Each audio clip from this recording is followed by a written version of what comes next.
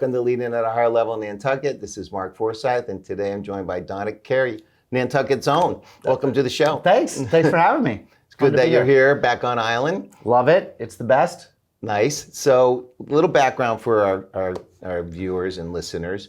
So, you're currently CEO of Muzak, which provides instruments for those that need it. Yeah, right? Supports music programs coast to coast. Actually, we have a few places around in Aboriginal Australia, Cuba, Haiti. So it's branched out, but yeah, nice. About 4,000 kids benefiting from music in whatever way they need it. That's excellent. That is a unifier around the world. Love music, it. Yep. The one language that we should all speak. Let's not have. There's no disagreement on kids should play music. Yeah. Great. Yeah. That's great. Yep. And you're also CEO of Sugar Shack, which is an animation studio that you started 10 years ago? Yeah, but I forget the exact date, but 10 to 12 years ago, something like that. Which really came out of an opportunity to make animation and figure out how to do it a little faster. And I had a friend, actually I went to Alex Danchoff, who I went to third grade at Academy Hill with here. He moved off island after third grade, but we've stayed in touch.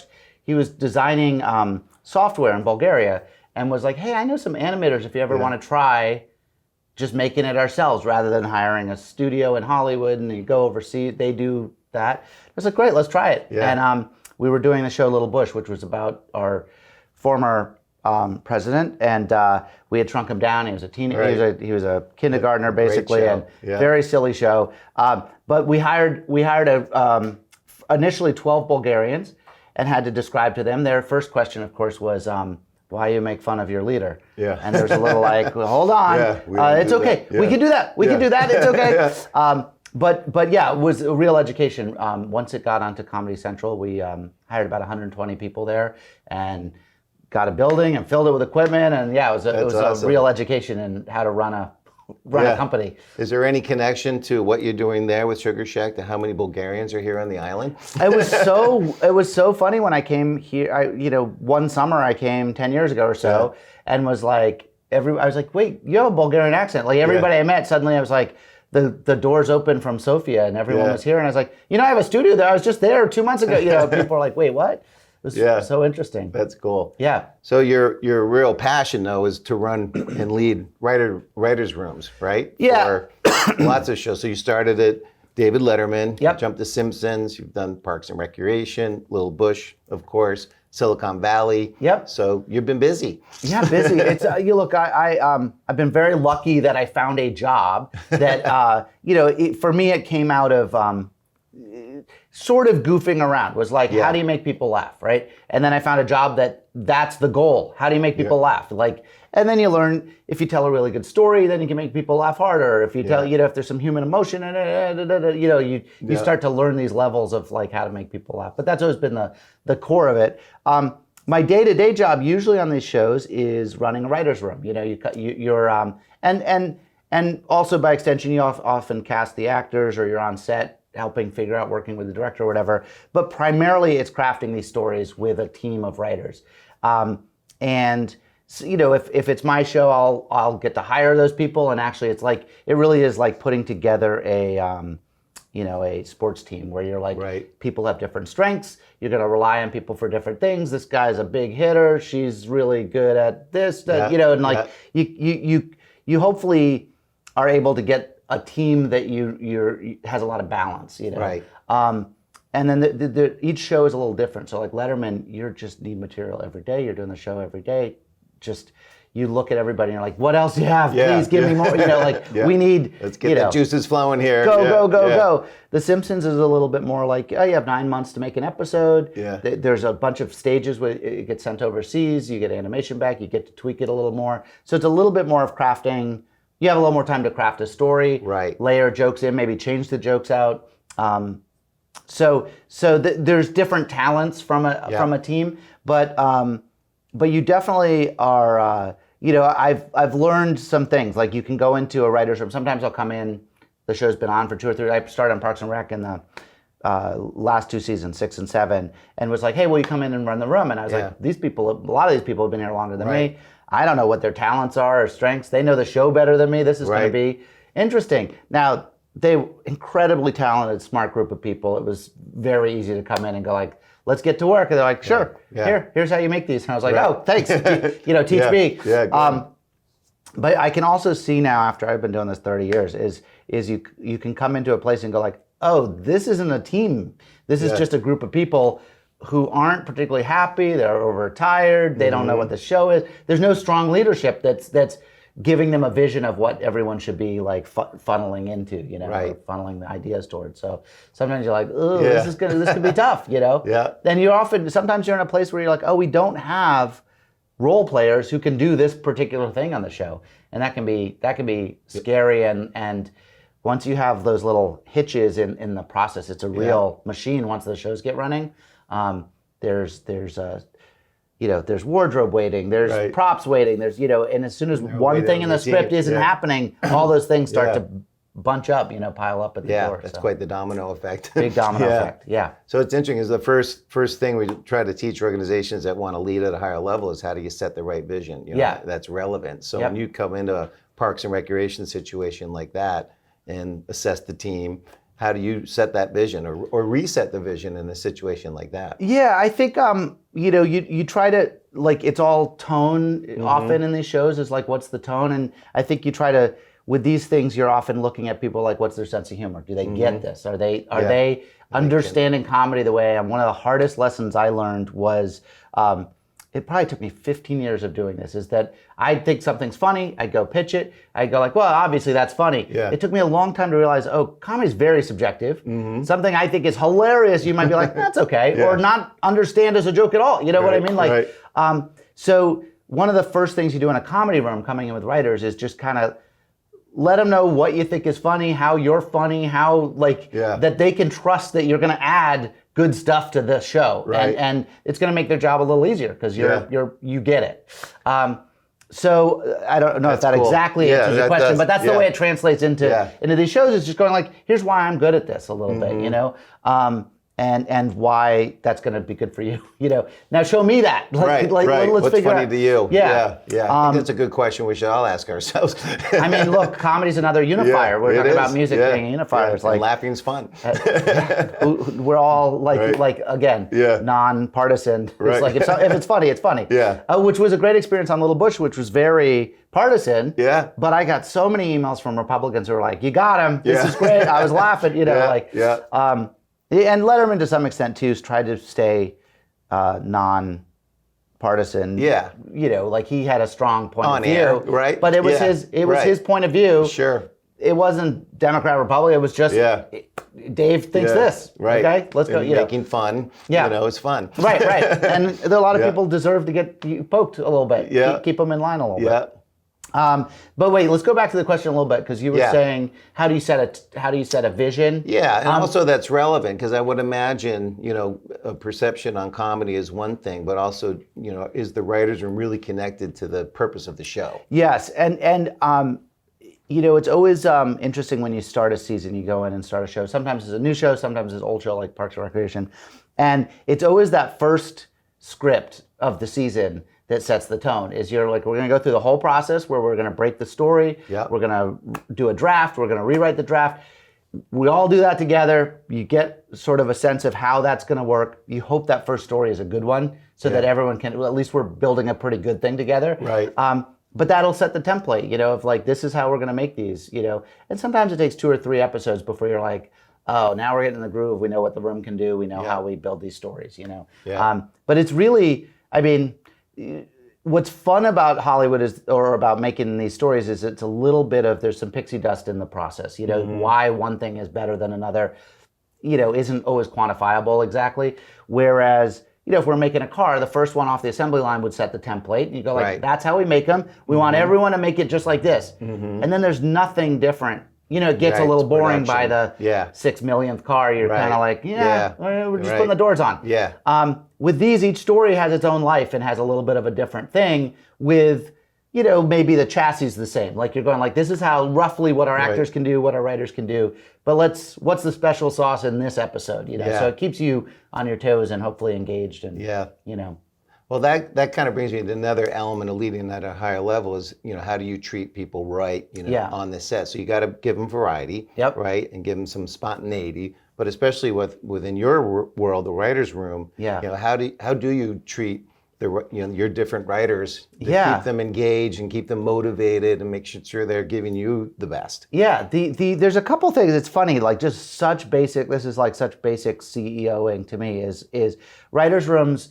It's making these stories is often undefined. Like it's not a 9-to-5 job. There's no set rules of how long you work or whatever. You usually sign a contract. You come in. It's usually about 9 months of production that you're going into. Yep. And some shows that means you come in at 9 or 10 or 11. Yep. And you work till 6 or 7 or 8 or 9 or 3 a.m. You don't know when you come in. Some shows you break for lunch, some shows you don't. They bring food to you in the room and you keep working. So you might be you go in not sure if you're just having a 16-hour day and never leaving a seat, which can be demoralizing to not know that. So one of the first things I always do, and it may not be my show, but I always go to the showrunner. I'm old enough now to just go to them and go like, what is our lunch deal? What are the hours that you expect? Yeah. When should we be like, oh, this is a special occasion, we'll work? Because if you have to stay till 3 a.m., but it's once every 20 days, and it's because there's a real problem with the script, everyone's on board to do that. Yeah. It's just if every day is like, I don't know if I'm leaving at noon or 6 a.m., you just kind of check out. People check out. So I always try right up front, just go like, we break for an hour at lunch. Yeah. These are roughly the hours you can expect to be done at 7, whatever that show needs. There might be occasionally we're going to order dinner and stay a little late, but I'll let you know by noon on those days. So people have a sense of what their day is, which is very rare in Hollywood. I know it sounds crazy, but having that normalcy, I find, gets people really engaged in the room during the day, because they know like, oh, we're going to break in an hour. Right. They give them their best. I'll leave it all on the floor and then take my lunch break. Yeah.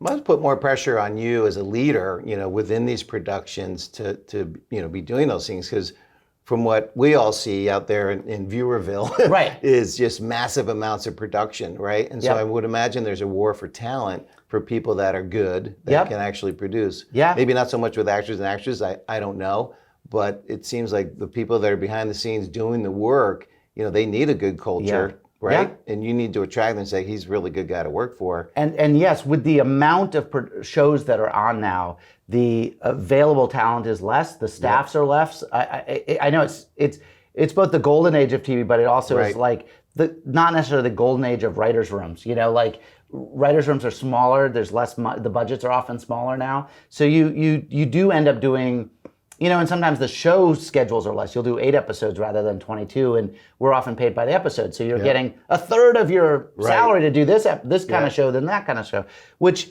all fine, but it does bring up like, oh, usually I used to have 12 writers in this room, and you could break up into teams and tackle this, and now you have 6, and you're like, well, what does that do, and how do we do it?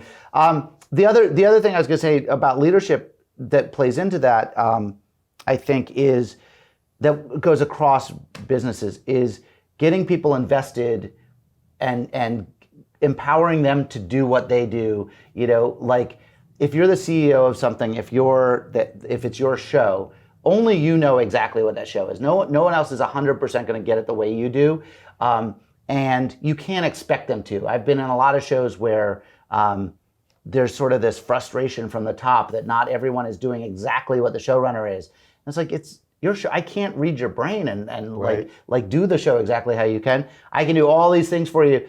But if that showrunner can turn it around and understand, or CEO can understand like, oh, I get all the credit. This is my company anyway. Mm-hmm. And I have this wonderful luxury of these people who will do whatever I ask to help make it better. And then empower those people to really be good at those things that they do. Not expect them to do everything, but do what they do really well.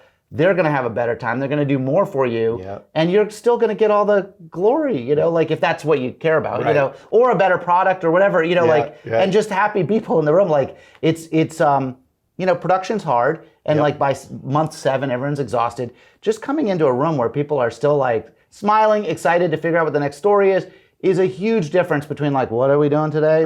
And that's the same in any business. That's right. Totally changes the energy. Yeah. So that's a big thing. Honestly, when I draft a staff, is just like, these are generally positive, optimists. Yeah. Who like I'm going to be happy to be in the trenches with because they're going to go like, yeah, we can do this. Yeah. Not like, oh boy, what do we got to do now? Right. Oh, no, you know. You want to hire good energy. Yeah, it's just Yeah. it's like a simple thing, but Yeah. it's a huge difference That's very when true. when the chips are down. you know? Yeah, exactly. Well, this is Leading at a Higher Level in Nantucket, and today I'm joined by Nantucket's own Donick Cary. So we're going to take a quick break, and we'll be right back. Leading at a Higher Level Nantucket is brought to you by the Ken Blanchard Companies and FT Press, an imprint of the world's learning company, Pearson, whose mission is helping people make progress in their lives through learning. The new third edition of Ken Blanchard's Leading at a Higher Level is available at informate.com/Nantucket. Welcome back to Leading at a Higher Level in Nantucket. Today we are joined by Nantucket's own Donick Cary.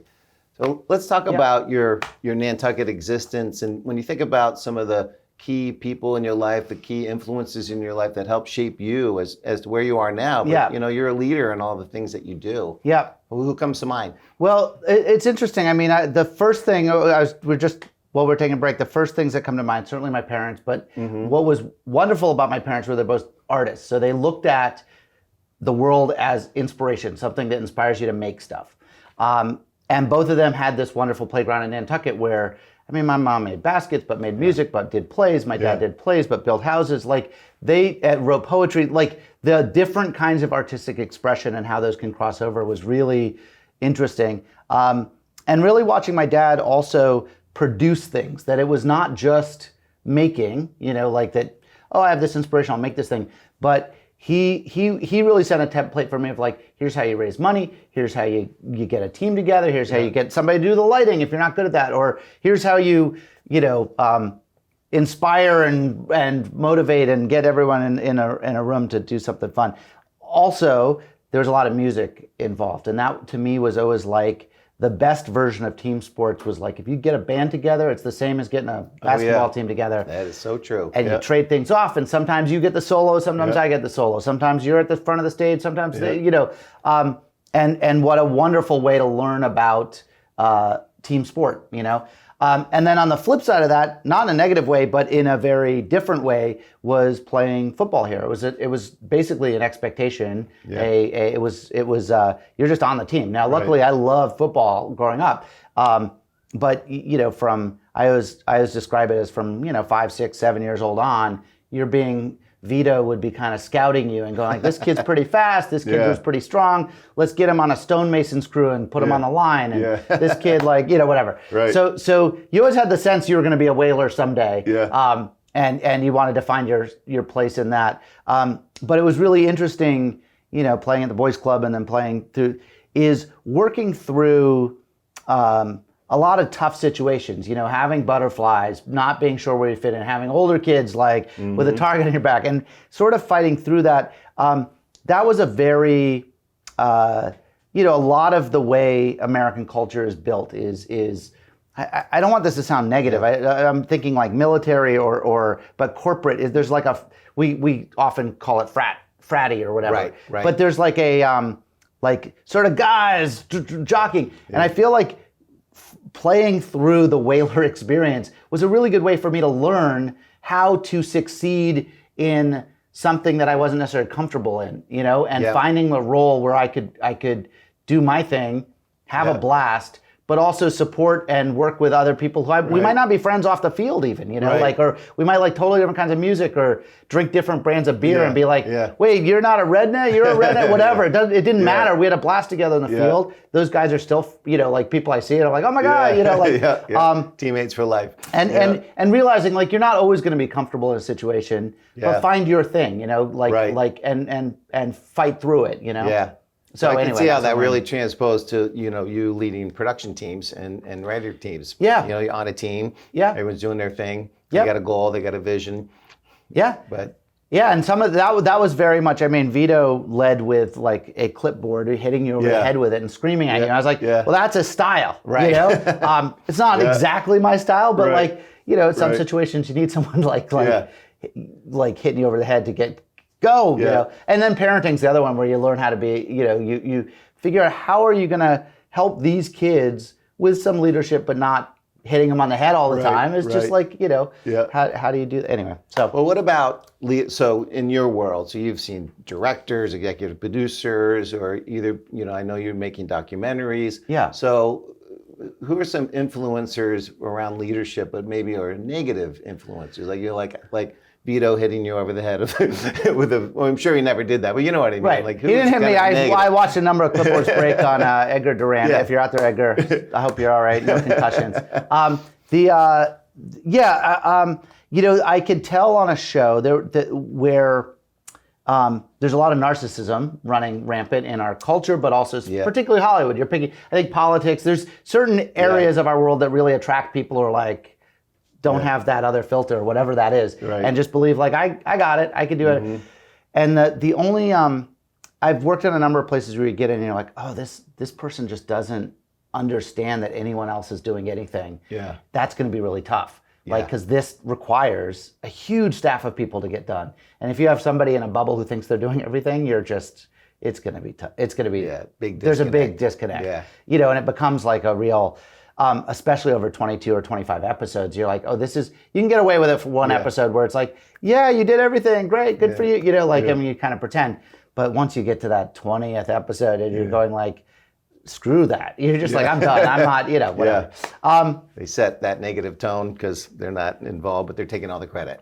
Yeah. And then they really, they really set this negative tone. It just, those organizations, once something turns, it just runs through the whole thing. And it's like, just not fun to do it. Anyway. That's a good. What about some key events in your life? I mean, it sounds like growing up here on Nantucket was actually an event in your life. Yeah. Right. Anything else come to mind? A key event that helped shape you as a leader and kind of doing what you're doing? Yeah, I think I've always felt like one way that I've had success is going for things that seem maybe improbable. Like the first internship I went for was the Letterman show. But I think, just to connect it to Nantucket a little bit, one of the wonderful things here is that we're exposed, when you grow up here, you're exposed to a very working class, normal town in a lot of ways, with all the lumps that come with that, and the politics and you're stuck together, so you got to figure out how to make it work ultimately, or fight against it, but you can really see those fissures, which is interesting. You have the opportunity to actually make a change in a place like this. But you're also exposed on the other end to incredible wealth, incredible celebrity, incredible, an incredible variety of ideas. So for me, that was like when I was young, meeting Mr. Rogers on Main Street and sitting down and having this guy who's like, his advice for the world, his 3 steps to success were be kind, be kind, be kind. Yeah. And I was like, oh yeah, that's kind of it. That's all you really need. Right. But to have a connection to somebody that you watched on TV and have them step out of that and go like, oh, I can make that transition in my life. I could actually work on that side of the TV was pretty magical. Like just that at 5 years old, you're with your hero already. So when my hero was David Letterman, I already knew like, oh, I could be there somehow. Which also seemed crazy to me now is that like, oh, I'll go be a writer there. That'd be fun. But go for the big one. Go for the big fish first and see if you can get it, and see if you can land it has been kind of my undercurrent is always like, well, I don't know, let's try that. If we're going to do a charity, let's try to give it to all the kids in the country. I don't know. Why not? If we fail and only get half of them, that's still pretty good. That is great. So.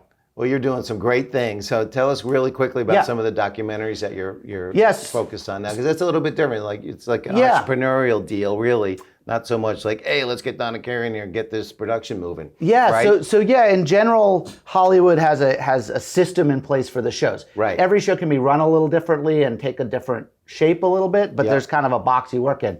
I started making documentaries on the side. It was 10 years ago. I started this first one with Ben Stiller out here about psychedelics, which we've sold to Netflix, but really made it on our own. And that sort of, it's this, it's been an interesting process because documentaries, I'm used to sitting down and writing a script and then going like, let's make this. And then you do a budget and you figure this out. This has been, I go interview a bunch of people, then you get stuck with their words and go like, how am I going to tell a story with a bunch of other people's words?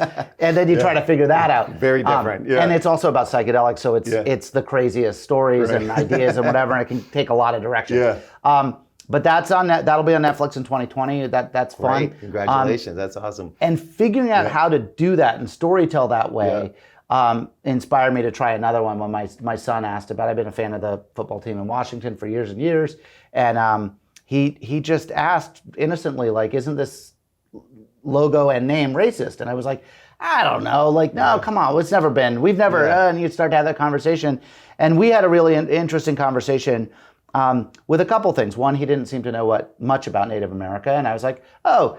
And then I realized we don't know any Native Americans. So we were really having this conversation in a bubble, but going like, we're not offending anyone, even though we don't know anyone who would be offended. That was interesting. And then he said it in an interesting way. He said, Dad, we should ask real Redskins. And I went, oh, I don't think you could say that. And then I was like, well, if you can't ask the question, like if that already sounds terrible, how are we having this conversation where we're not sure? Right. So then it was like, oh, this could be a really interesting documentary. I'm, a big fan of the team. Let's go get educated. Here's an 8-year-old. Let's see what, how people want to share this with him. And we've been all over the country now to, from the Pine Ridge Reservation to the Navajo Reservation, but also with Native Americans and professors and, surfers and punk rockers. Like just there's a huge variety of people out there who really in our culture at a moment where we're going like there's all these voices that aren't seen and heard, are really not heard. Yeah. When you go and talk to a Navajo punk rocker out in the middle in Window Rock, Arizona or New Mexico, and go like, what is your life like? They're like, you want to hear what? No one wants to hear. No one's asked. What I'm no one's asked. And it's great. There's so many stories and so many just cool, interesting people, and so that's been an interesting journey. That's great. That's also led me to trying to talk to Dan Snyder, the owner of the team. I've talked to his lawyers quite a bit, talked to former players, like a huge variety of people. We were just in Washington with Representative Deb Haaland, who's Native American, first Native American Congresswoman, who's so cool, just like great storyteller, great lady, anyway. So that's been really interesting. I'm excited to try to put that together this year. That'll be great for all of us to see. So good luck. I hope it gets a final production or someone picks it up. Yes, and just to bend it back to leadership, it's a tough one because you hear these stories and you feel a little bit of responsibility of like, oh, now I've taken on your story to share. Ooh, I gotta do this. It's not even up to me anymore. I gotta somehow get this out there, and well, it's such a meaningful topic and sensitive nonetheless, but so relevant. I mean, everyone's talking about. Yeah, I think racism, we need racism and just this idea that there's less and less conversations about things. That not everything's black and white and you pick a side. There's a lot of stuff that's like, let's talk about it. Yeah. I don't know the answer. I don't know. But at least get some dialogue going. Let's get some dialogue going. There's a lot of people who want to be heard and talk about, and there's a lot to learn. The amount I've learned at 50 years old about Native America is mind-boggling. I'm like, I had no idea 100 things, and it's like, how does that happen when that's our country? That's a huge part of our country, So well, that is a great example of leading at a higher level. Yeah, there you so go. Thanks for leading that charge, and I can't wait to see it. Cool. Well, thanks. So we got to wrap up this great show. Thank you so much for coming in and sharing part of your vacation. Great to be here. Sorry, I'm a little bit in beach mode. That's good. We all are. Fun to be here. All right. Thanks for having me. Thank you. This is Leading at a Higher Level at Nantucket, and we'll see you next week.